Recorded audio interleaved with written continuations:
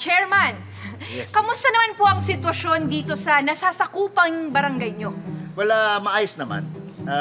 Masaya, tahimik, at saka nakakatuwa dahil marami ang nagkakaisa sa pagtulong sa mga nasalanta.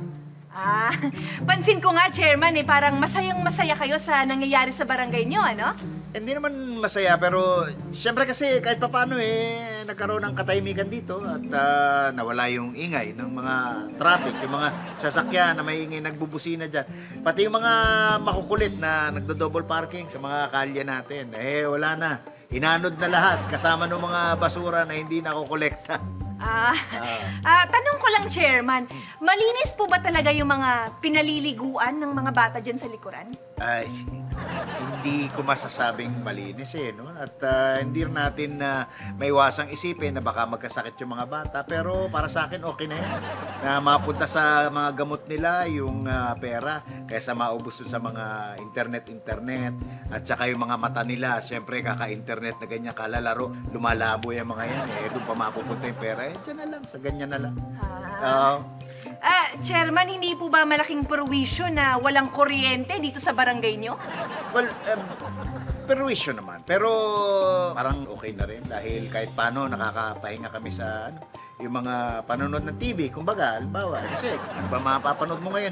Puro masasamang balita, patayan, nakawan, di ba? Ganyan. Tapos wala ring makapag-charge ng mga cellphone. Tapos wala ring internet. Hindi maigi na rin kasi hindi kami apektado yung mga bangayan sa social media at saka yung mga basher. Okay. Sa bagay, no? Magandang pananaw po yan, Chairman. So meaning po, pabor po kayo sa mga ganitong sitwasyon? Alam mo, hindi naman talaga ako pabor pero hindi ko maiwasang maisip na maraming advantage. Kasi dito sa atin, mas umayos dito ang peace and order. Dati talamak yung hold-upan dito tsaka daming snatcher dito. Pero ngayon, paano ka tatakbo? Bahang-baha, di ba? Tsaka napag-alaman namin na yung mga mandarambong marami dyan, hindi naman marunong lumangoy. Paano kung dito? May snatch ka tapos, di ba? Oo nga po no, Chairman?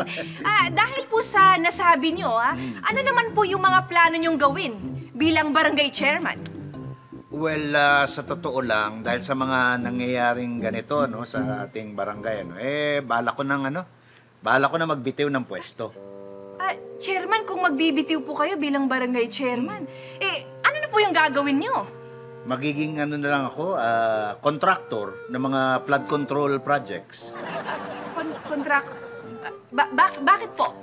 Para makalipat naman ako ng ibang barangay. Iba naman yung sasanayin ko sa baha. O di baka bukas makalawa, masanay na ang buong Pilipinas. O di wala na tayong kailangan baguhin. Akala ko po kasi tungkol sa pera. Nako! Ikaw naman, di ka na mabiro. Ha?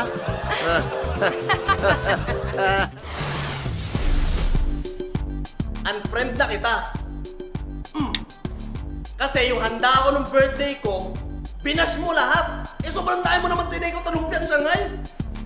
Hey!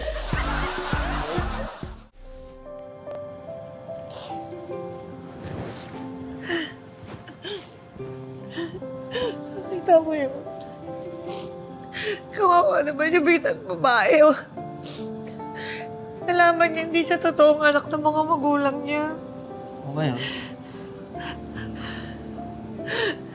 Naisip ko lang, ako kaya, totoong anak kaya ako ng mga magulang ko? O baka anak lang ako sa labas? Ano sabi mo dyan? Ano kaya? Baka ganun din yung mangyari sa akin nung kagaya sa palabas. Hindi, manood ka na lang. Sige na, manood ka na lang.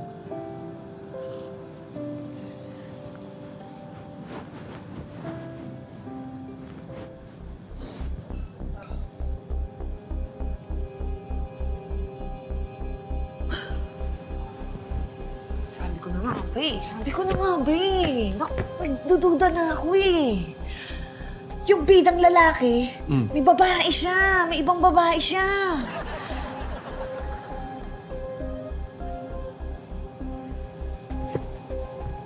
Tapat ka sa akin. Ano naman? Ikaw may babae ka rin. Babae? Totoo, may babae ka ba? May babae ka ba? Wala akong babae. Magkapag Wala ka! akong babae. Ewan ko, ganun yung nangyari sa palabas eh! Baka gano'n ka rin sa akin! Ha? Ano ba naman? Babae ka, no? Wala akong babae. Ano ba naman yan? May babae ka! Tignan Lahat na mo! lang na napapanood mo, iniisip mo tungkol sa'yo. Lahat na lang. Pwede manood ka na lang. Manood ka na lang. Praning.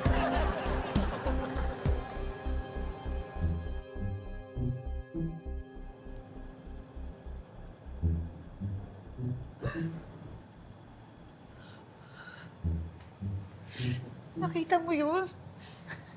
Yung bidang lalaki gusto niya patayin yung babae. Akala ko mahal na mahal niya yun, pero... Ikaw, gusto mo rin akong patayin, no? Gusto mo rin akong patayin, no? Bakit Mahal mo ako, pero gusto mo akong patayin. Ano papatayin? Tingnan mo ako, bakit mo akong gusto patayin? Hindi kita papatayin na ka. Alam mo, ikaw nakakainis ka na. Lahat na lang. Ha? Napakapraning mo. Eh kasi tignan mo, yung bidang lalaki. Kamukha mo eh, oh. Tapos, magkaedad din kayo. Tapos, tingnan mo yung... Ayan, tingnan mo yung bidang babae. Yan. Oh. Yan. Diba, mahaba lang yung buhok, pero kamukha ko din. Tapos, magka-age din kami. Ano ba naman yan? Huwag mo ko patayin. Takot ako. Ano ba naman yan? Alam mo, ikaw nung una ka pa. Sabi mo, ano? Ano yung napanood mo? Anak ka sa Yung anak labas? ako sa labas, oo. Ano mangyayari yun? Ikilala ko nanay tatay mo. Ha? Tsaka bata pa na magkakilala na tayo. Hindi ka anak sa labas. Eh, yung pangalawa. Ha? Ang Ano yung babae? pangalawa? Oo, may babae ka, no? May babae ka, no? Paano ko mababae, ha? Lahat ng lakad ko kasama ka. Cellphone natin isa, oh. Oh, lahat. Alam mo na dyan, lahat na nagme-message, sumatawag. Hindi ako na mababae. Ano ba naman? Eh, yung pangatlo. Yung gusto mo ko patayin. Gusto mo ko patayin? Gusto niyo patayin, hindi ko mahimuwala ka. So, palabas lang ngayon? Di ko Palabas lang lahat yan. Ano mo naman, masyado ka nadadala eh. Kaya mo na lang tayo. Parang to. Tara. Dito lang tayo. Napa-popcorn? Ay, Gutom na ako. ganda ah.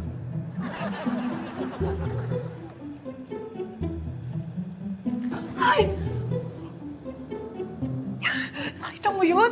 Yung bahay, pinasok, ninakawan, tapos pinatay yung may-ari. Ano nangyari di sa akin? Pwede ba tumigil ka na? Makapasukin Ha? na kayo, tapos patayin tayo, nakawan Pwede ba tayo. tumigil ka na? Bakit ba? Hindi naman imposible yung mangyari yun, ah! Oo, imposible!